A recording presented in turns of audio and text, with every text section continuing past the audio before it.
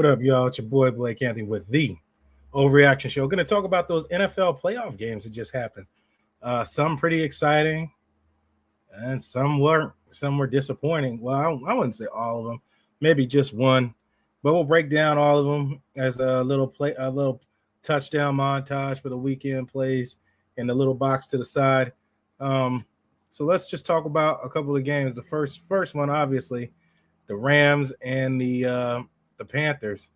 It looked like the Rams might steal. I mean, the Panthers might steal a win coming in a game against the heavily favored Rams. Bryce Young threw for a big 40 passing attempts, 21 for 40, 264, touchdown and interception. Matt Stafford doing Matt Stafford things, 24 for 42, 304, 3 touchdowns and interception. Of course, they don't really run the ball. Williams, 13 for 57. Chuba Hubbard had 13 for 46, 2 touchdowns.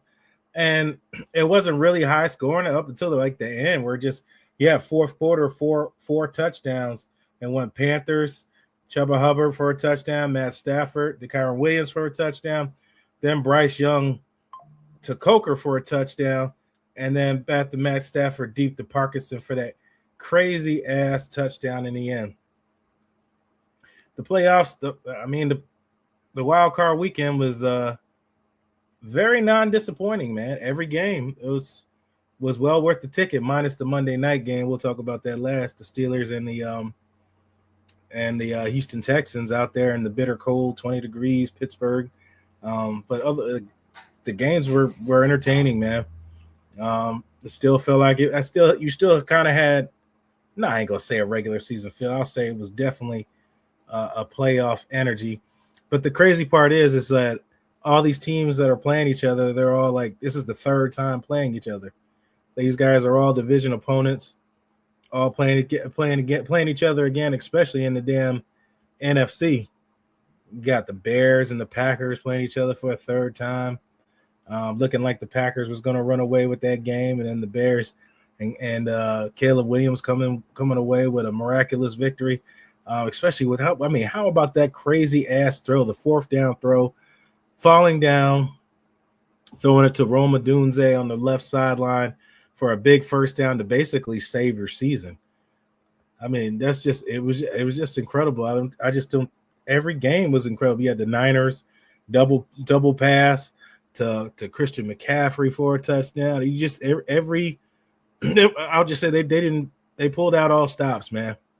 All the teams were willing to do whatever it took to win the games, man. They did everything that possible. Turnovers, overcoming turnovers. It was just every aspect in these playoff games. You had a little bit of something different in each game.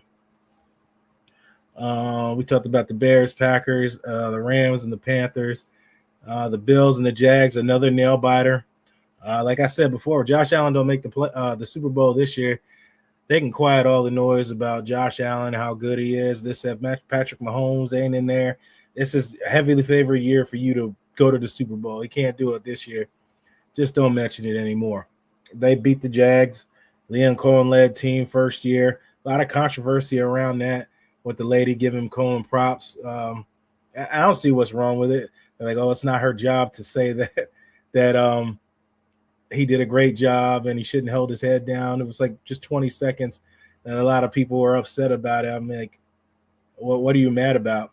A lot of y'all are trash anyway in the media and the questions that you ask. So, I mean, I don't see anything wrong with it. That's how she felt. She wanted to use her time saying that instead of asking questions, and so be it. Whatever. But they edge out. They edge out the Jags. What was it? The 27-24. The only low-scoring game was the Chargers and the Pats, really.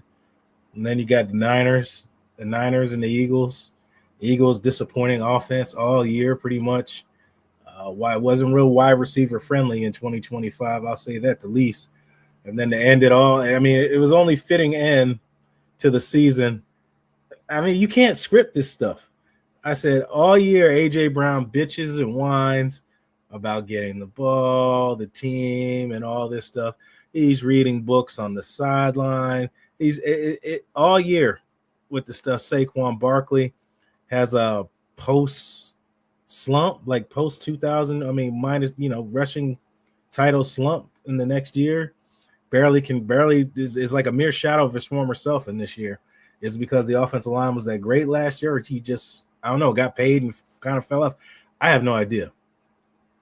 But the passing offense was just atrocious, and it was like that all season. So I mean, you coming into the playoff game, I mean, were you surprised? I mean, let's look at the stats a little bit in that game. Let me pull that up for you. Yeah, same 20 for 35, 168, one touchdown, no picks. Saquon did have a day, 26 for 106. Devon Smith, 8 for 70. Dallas Goddard, 4 for 33. And Mr. Brown, 3 for 25. And one crucial drop that pretty much kind of sealed their fate later on in the game. That's like your least. That was like your least scoring game, I think. No, not that one. And that was that was still a nail biter, a fight down there in Philadelphia for San Francisco, getting that win with all those injuries and still finding a way to get a win. I mean, they're really good about doing that, especially if you got Christian McCaffrey in the backfield. The Swiss Army knife, man. I mean, it was well worth that trade when they got it from Carolina all those years ago. When he's healthy, he's definitely surprised me. Being when he came out of college, I didn't think he could take the kind of workload like that. I mean, yes and no, he did. There's times where he got beat up really bad and he just couldn't play and wasn't himself, and he's out for periods of times. But if you can get 16 games out of him plus playoffs, I mean, you're gonna get massive production out of him. I mean, he's basically another wide receiver and a running back all in one, and can make defenders miss in space. I mean, that's really all you need to do in football. Every pass doesn't need to be 30, 40 yards downfield. I mean, if you can do that and you got the weapons to do that, but if you can just throw it to the guy in the flats and he's going to get you 15, I mean, that makes the job of the quarterback easy. And, especially with your tight end, Kittle being injured, it's I don't know. It's just injury plagued Niners. It just seems like that a lot every year. I don't really know how you fix it. I don't think anybody really has an answer. You can change. I mean, is it the field? Is it the way they train, or is their bodies beaten up? I don't know. It's just they're one of those teams that's constantly injured. You know who was doing that all the time? Was the Rams. The Rams used to have tons of injuries like that, and this is one of those years where I think they are the least injured team, if I'm not mistaken. I think they are. I think they're the least injured team, and with that high prolific offense. And just crazy about with the Rams, we were just talking in last I wouldn't say August, I would say July, June. Talking about the Rams not picking up Stafford again, moving on from him. I thought he might go to the Vikings. That would have helped them because I don't think J.J. McCarthy's the guy. They should have kept Sam Darnold. Here we are, Sam Darnold and the Seahawks got the number 1 seed. People wanted to get down on Sam Darnold as he played those two bad games. I'm like, so you say get rid of a guy for 2 bad performances versus a resume of 16 plus games of excellence.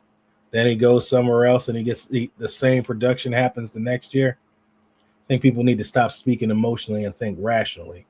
The guy's actually good. He was put in a shitty system when he came out, and I could give a damn less about Sam Darnold when he first came into the league. But it is what it is now. The guy's turned it up a notch. Everything slowed down for him. He's been in one offense and done that, went to another offense and done that. So you can't say it's a systematic thing. He's doing it on 2 different teams and still producing at a high rate. So Seattle lucked out, moved on. It's just crazy how that stuff happens.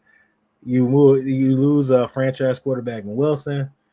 You get a bridge quarterback in Geno Smith. He goes to the Raiders with Carroll. You luck up and sign Sam Darnold in free agency. And you got a franchise quarterback for probably another 10 years. It's just, like I said, it's just crazy how that works out. And Seattle needed a quarterback. And you got a damn good one. Now you just keep building everywhere else, and you don't have to worry about the quarterback position. Gonna have to pay him a little hefty amount of money at some point, but That's just where you're at. Who did I miss? Chargers, Pats. That was your least low scoring game, 16-3. Chargers. I don't know. Harbaugh's just ain't having a good year. The brother gets fired, don't make the playoffs. His brother can only muster up 3 points and gets booted out the playoffs, one and done, against a highly motivated Patriots team. Drake May, 17 for 29, 268, a touchdown and a pick. Herbert, a lot of scrutiny going around, 19 for 31, 159. Of course, no touchdowns. And Herbert led in rushing, 10 for 57.